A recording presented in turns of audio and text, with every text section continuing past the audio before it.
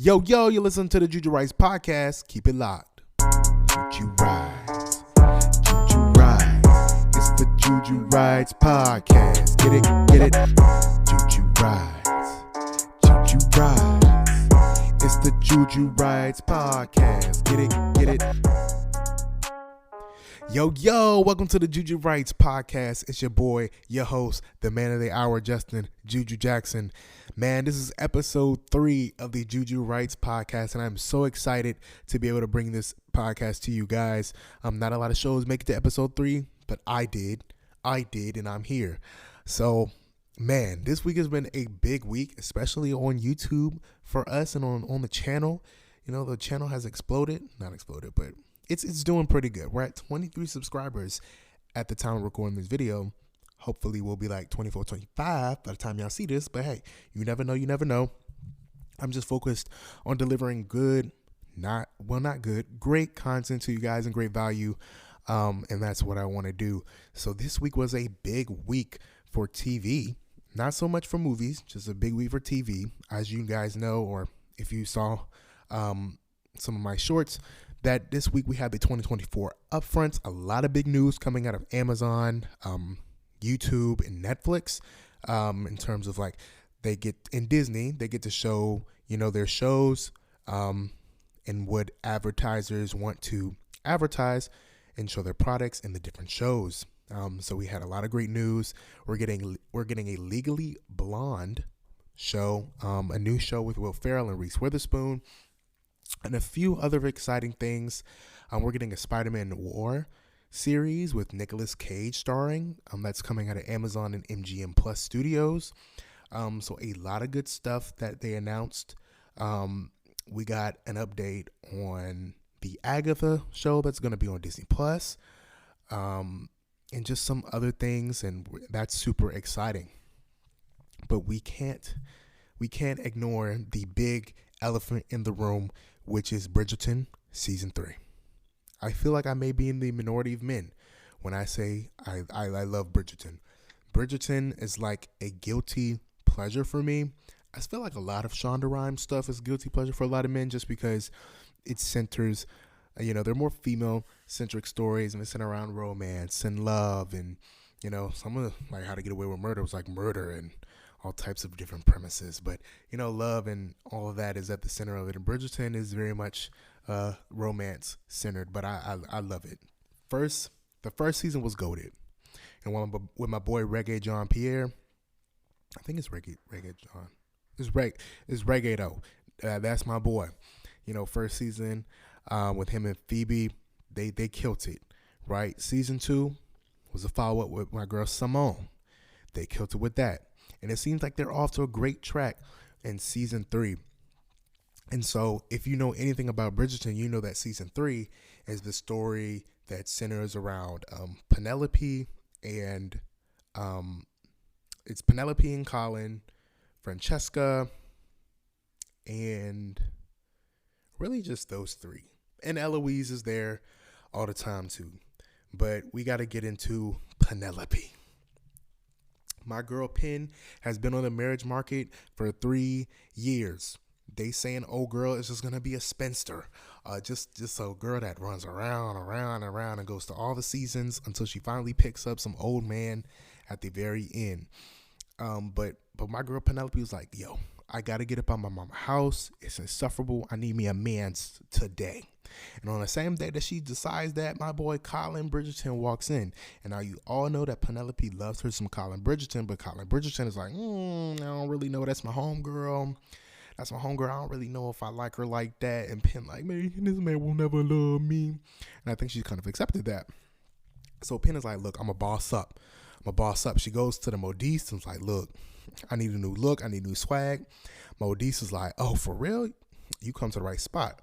Modiste get her hooked up with these new gowns.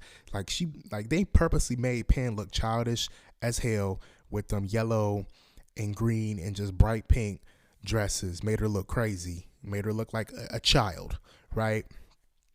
So Penelope in response, she goes and gets a more darker green with like hints of purple, more darker, seductive looking things that make it look more adult. Because this is the marriage mark. Most of these girls are like, they're not even 18 for real. They're like 16, 17, which I mean, that is still a child, but like the way Penn was looking was more like 13, not more adult ish. You know, English during those times, they was just, marrying anything. They was into kids. And, that ain't, that ain't my speed. But back in those times, around the 1800s, that was a different world. But anyway, so she tried to boss up and get into more grown woman fashions, but Penn did not have grown woman energy. She was all nervous.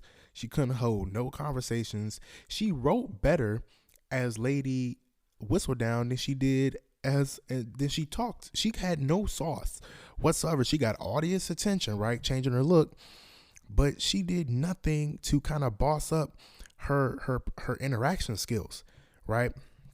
So she goes to my man Colin and is like, Colin, look, I need some help, my boy. I need some help. And Colin's like, all right, I got you. I got the sauce, so I got you, Penn. And he give her lessons on how to pull a man and do all this and that. And realize, and I was like, Colin is the MVP for helping her out. Like, he didn't really have to help her out at all, but he was trying to help my girl Penn out.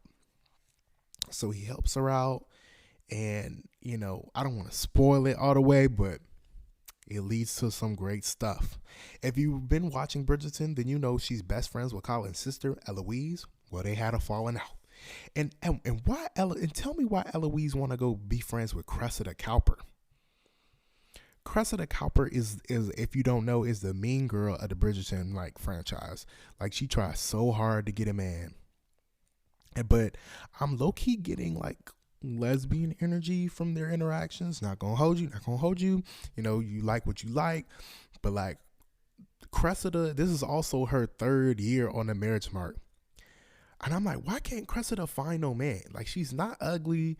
She always be dressed to the nines, but can't find no man. It turns out it's that ugly spirit Cressida got on her. That's why she can't find no man. And she tried to be a knockoff of Regina George. And she's not even that, because Regina George always had a man. That's just me though. And so Cressida single. Eloise debuted, I think, last season, but she don't really want no man for real. I think we gonna get her story next season. Eloise need to do something, because she just running around trying to mess with Penn stuff and just gossip and chat. But we're gonna focus on the other Bridgerton, Francesca. I did not know they recasted that girl. I was like, where did this character come from? Where did Francesca come from? Because I had no clue that she was even next to be in the season. It was all about Penelope. That was what the buzz was around the entire season. But then we get Francesca. I'm like, oh, okay, Francesca, like, why I didn't even know she was younger than Eloise. I'm like, she debuting on the marriage mark, like, she ready. I'm like, okay. But Francesca's particular because she really, all she want to do is her music. She only really care about the pianoforte, and nothing's wrong with that. And she like, look, listen, I'm going to just get whatever man coming, and it's fine. It's cool. And the queen, she don't want to name a diamond, because the last diamond she named was old girl sister, who ended up with the older Bridgerton, with Anthony. That was her sister, and Anthony was messing with the sister, but fell in love with the older sister, and it was kind of messy, but it was kind of like, oh, they love each other, but it was like, girl, you stole your sister, man. But to be fair, she tried all her heart, all her might, not to end up with him, but she just couldn't stay away from that Bridgerton boy. And they together, they good looking couple. I love that for them. But Francesca really likes this black boy that came on the scene. I can't remember his name, but he low key, I think someone made a TikTok and was like, I like that autistic boy right there. And and I agree. He does give autistic vibes. Like, he was just like, yeah, I just want to sit in silence. Like, he came to her house during her calling hour, and he just sat there with her. They just like enjoyed the peace, which is fine, but like, you don't know nothing about her. Like, y'all just sit in silence. And she like starts getting like, Francesca starts feeling the boy a little bit. This boy is walking down the street. Francesca run up on him like, hey, how you doing? Blah, blah, blah. Trying to mac him up.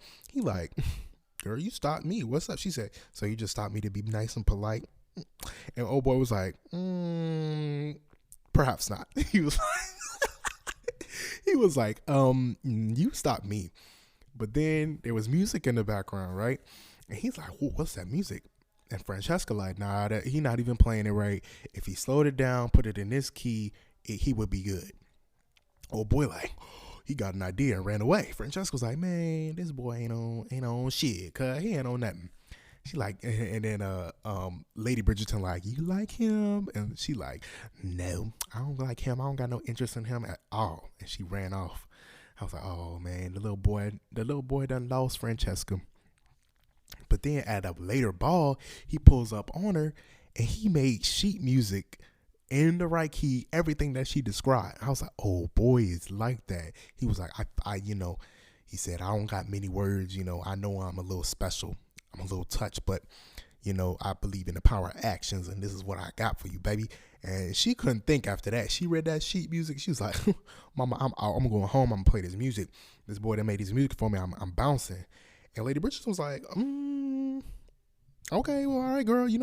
Hey, it's up to you, baby. It's up to you. It's your world. I'm living in it. So, old girl ran off. But we end and they split it up into two parts. I don't know why they did that, but though this is part 1, we only got 4 episodes. And at the end of episode 4, I feel like we got the end of really Colin and Penelope's story. Like they did everything but a hunch at the end of episode 4. And I was like, oh, I clutched my pearls. I was like, Penelope. But we all knew Penelope was spicy after she was writing all that stuff in Lady Whistledown. Check that. But I thought that was hilarious. So I'm excited to see the next 4 episodes. I think we got to get the conclusion of Francesca's story because we don't know what's going on with her and old boy, autistic boy. But she can't focus. She like that's my man. Oh, one thing about them Bridgertons like them a colored.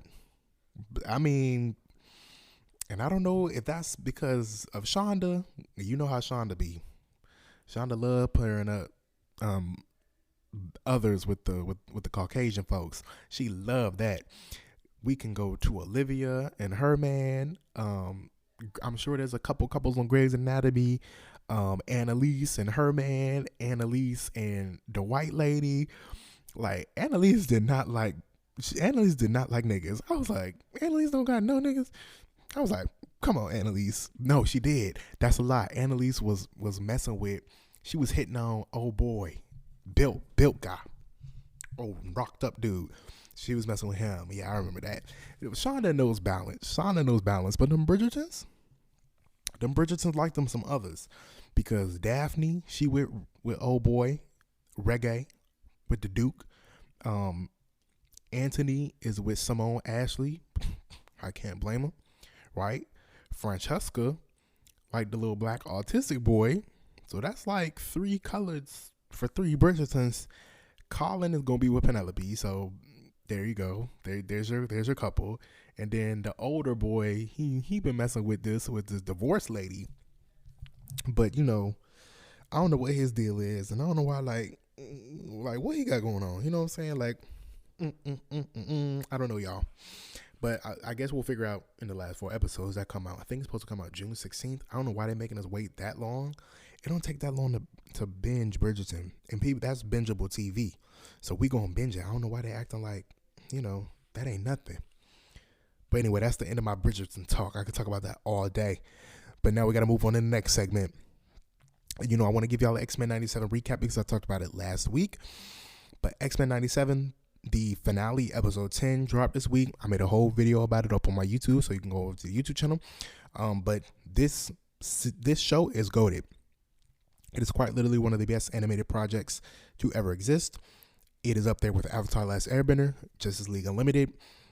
They kind of fit into that same narrative in that same plane.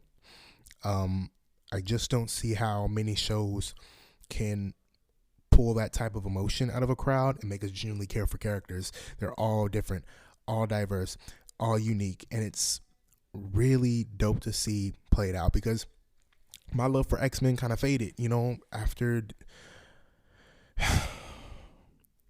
Fox really butchered them people and put them in black leather suits instead of the classic yellow and yellow and blue.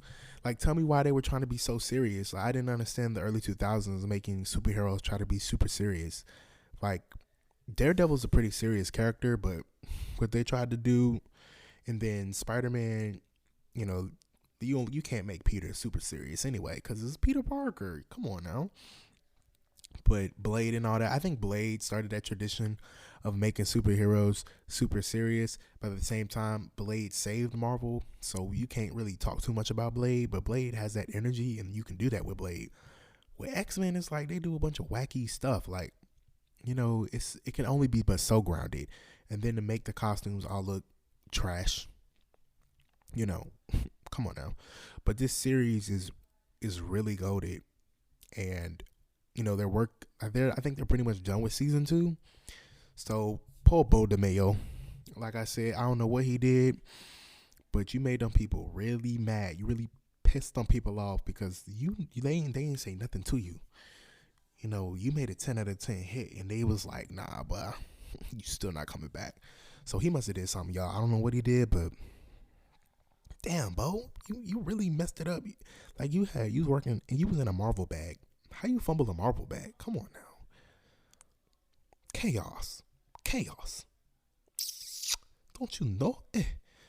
I don't even want to talk about him because he just made me so mad. Because he be on Twitter doing all the stuff, talking about some, oh yeah, we did this and we did this, because I'm pretty sure he's assuming this is going to be the last job he might get in Hollywood. It might give him a couple years to cool off, but they like Jonathan Majors. They treat him like Jonathan Majors, like you're fired. Now they might give him a couple years to get his stuff together. P.S. Marvel, give Jonathan his job back. He did not hurt that girl. And I know y'all had to do it because the optics was very messy and the public opinion had already been put out on that man. But come on, give Jonathan some time to rehabilitate his image and then get him back to work.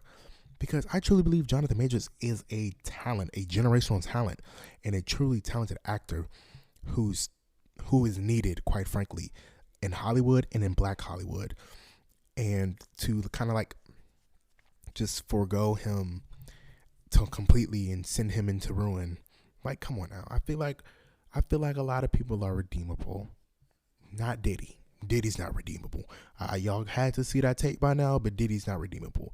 But Jonathan is redeemable. Now, if Jonathan had a tape come out that is like that Diddy tape, then I wouldn't be advocating for him to get no job back. Talent aside, he's done. He's done for. He's cooked. He's finished. Diddy is finished beyond repair. Jonathan, he with Megan Good. You know, he been trying to make his appearances and do all that. Like, you know, bring him back because we need him to appear in the next X-Men project. We need, and Jonathan is like the glue of this face. So that's why I feel like Marvel's doing a lot of work in general to try to reposition themselves after making Jonathan, like, hyping up his character, Kang the Conqueror, if you don't know. And I mean, like, hell of a talent just to go down the drain. But X-Men 97 is the full season that's out now. If you haven't seen it, binge it. Just watch all 10 episodes as you can because they're so short. They go like that, and you'll be like, "Dang, that was fire! That was fire!" Yeah, I'm telling you. And it's a continuation of X-Men 92, so it feels like a part of a greater ethos, which is dope. So that's my little X-Men 97 spiel for you. But there was a book that I brought up in last episode that just came out called Blood at the Root, and you'll be able to see it on YouTube if you're listening to it on Apple Music or Spotify. But the YouTube people can see it. Here we go. Blood at the Root by Ladarian Williams. Man. So Ladarian this is officially a New York Times bestseller, y'all. Support Black authors. But I will admit, I have not read a lot of books by Black authors. And then when I opened this, and you know, the AAVE is on the page, and I was a little shook. I was like, oh, hella ain't, you know, all that little sayings is on the page, and I'm like, this is interesting. Like, and you know, I was shocked. I was like, oh, I would equate it to watching Baddies for the first time and like, oh my gosh, this is a brand new world. And I mean, it's not minstrelly in that sense. Like, it's not minstrelly, but it's like a shocker. And I was like, wow, like he went the authentic route with this. And it's good writing. Okay. It's not bad writing. It's good writing. And it's a compelling story. And I'm definitely going to finish this because black people with magic, we don't get too many storylines like that. And this is New York Times bestseller, y'all. Get your hands on it. Get your hands on it. But when I was reading it, I was like, this reminds me of American Fiction. And if you haven't seen American Fiction, please go see that movie. So, like I said, support black art, black authors, black writers, black directors, black actors. Support black art, y'all. But anyway, so it reminded me of American Fiction because in American Fiction, the main character is this dude named Monk. And Monk is this serious author, serious. He like all his stuff has like these greater meanings, and it's all this whole big thing, right? So Issa Rae plays a character. She plays another author who writes this, you know, the it's to say it plainly, white people love the book. Like, oh my gosh, this is so real. It's gritty. It's, you know, it's authentic. Oh my gosh, it's just all this. And so Monk goes and checks it out, right? So Issa Rae is like doing a reading of the book, and she's like in the crowd, and the moderator is like, can you read us an excerpt from your book? And she's like, oh, absolutely. So I have the piece pulled up directly from the script so y'all can hear what it sounds like. But this is what Issa Rae was saying in that movie. She said, yo, Sharonda, where you be going in a hurry like's that? Donna asked me when she seen me coming out the house. Ain't none your business, but if I ain't you gots to know. I was going to the pharmacy. I looks back at the door to see if mama coming out. The pharmacy? What for? She asks. You know, I says. Nah, she say. Hell nah, girl, you be pregnant again? Might be, I tell her. And if I is, Ray gonna be a real father this time around.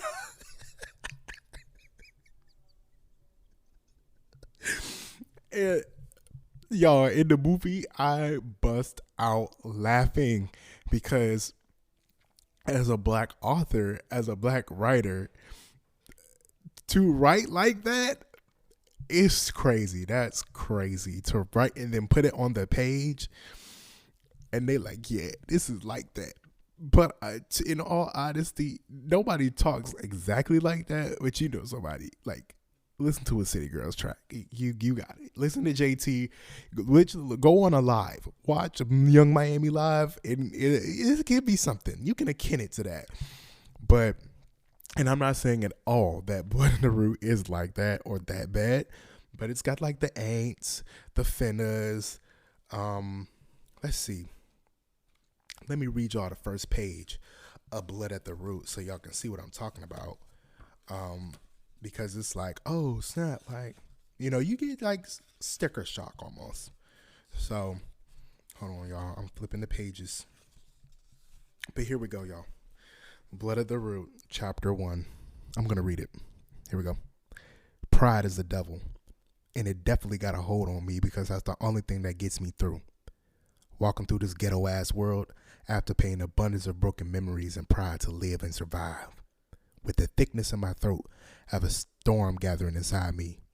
I mean, I don't know what it is, but all I know is that the weight of the world and past sins make my shoulders slump while I hustle my way into town. A whistle, then a loud pop sizzles through the humid air. Right after a trail of smoke follows. From my perspective, the 4th of July ain't changed for real. People doing the same old. Barbecuing, drinking, loud ass music and popping firecrackers. Carrying on like their lives can be destroyed in a single night. 10 years later, and $50 and a few pairs of pants and shirts and my clean ass Nike Dunks, I have nothing else but questions and pain.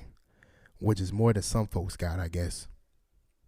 So, that's a little bit, but my clean ass Nike Dunks. Ghetto ass world. When I read that, I was like, ghetto ass world. Baddies, shot o'clock. That's what it made me think of. I was like, okay, Lydia, I understand where you're coming from. I really do. I get it. It's supposed to be an authentic portrayal. But down there, like, this ghetto ass world, man. These clean ass Nike dunks. How millennial of you. And this is not a true criticism because I enjoy the book, but that made me pause. Yo, like, for real, I thought it was like, oh my gosh, that's so funny at the same time.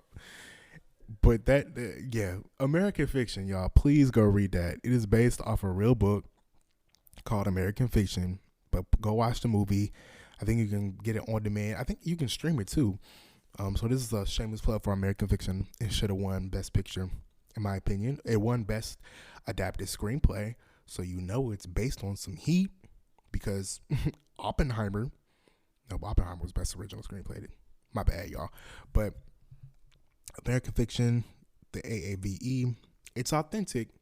It may catch you off guard, especially if you're black and you read it, you're like, okay, I get it. I'm with it. I'm with it all the way down. But yeah, that's all I had to talk about this week, y'all. This is a short episode 3. I don't want to keep y'all too long because I know y'all busy and got stuff to do. But anyway, go on over to the YouTube channel. I've been posting hella over there. I've been posting hella over there, trying to build it, trying to grow it. So check that out. I got plenty more YouTube exclusive content over there. So yeah. Hey man, this has been another episode of the Juju Rights podcast. Keep it locked. Juju Rights. Juju Rights. It's the Juju Rights podcast. Get it? Juju Rights. Juju Rights. It's the Juju Rights podcast. Get it?